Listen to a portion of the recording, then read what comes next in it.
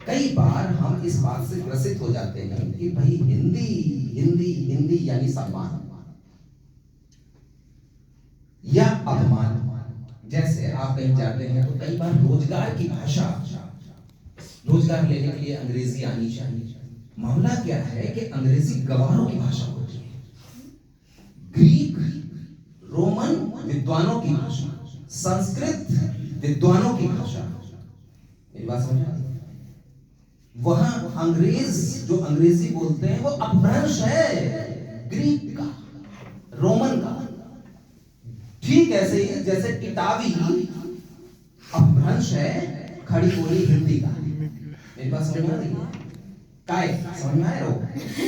ये जो आए रो, ये चीज अपभ्रंश है, बस इतना ही तो। लेकिन बात समझ आ जाती है। अब इसमें क्या सम्मान और अपमान की बात होनी चाहिए, लेकिन कम से कम एक संप्रेषण के लिए ऐसी कॉमन चीज तो होनी चाहिए जिससे कि हम अपनी बात को आप तक पहुंचा सकें। मेरी बात समझे ना? वो समझाने के लिए क्या हो सकता है, जरा खोज कीजिए।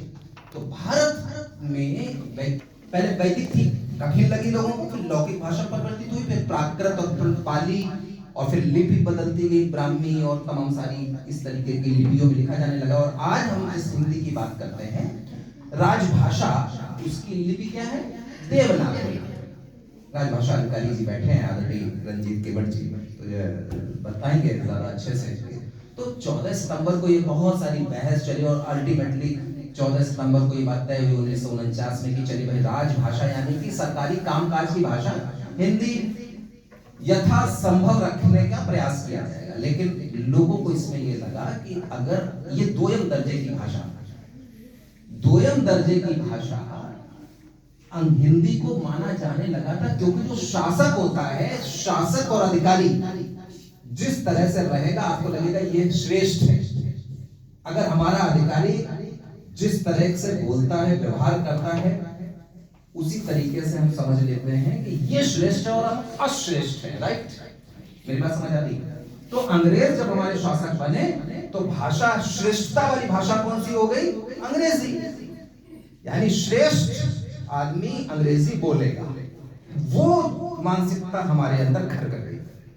जिस समय तुर्क और मुसलमान थे, मुस्लिम शासन था, उस वक्त फारसी भाषा बन गई। वो श्रेष्ठता की भाषा थी। अगर आपको फारसी नहीं आती है तो फिर आप सरकारी नौकरी नहीं पा पाएंगे। ठीक ऐसे ही ये बात चली आ रही। लेकिन तुर्की का कमाल पाशा ने एक रात में वो तानाशाह था बदल कर रख दी, अंग्रेजी हमारे देश में नहीं चलेगी। कौन सी चलेगी? तुर्की भाषा। खत्म हो गया। और वहां पर उन्होंने जबरदस्ती आरोपित और अधिरोपित कर दिया। लेकिन उसका एक दुष्परिणाम हुआ। उसका दुष्परिणाम ये हुआ कि वो तुर्की भाषा भाषी लोग वैश्विक ज्ञान, बेटा मैं इधर हूं,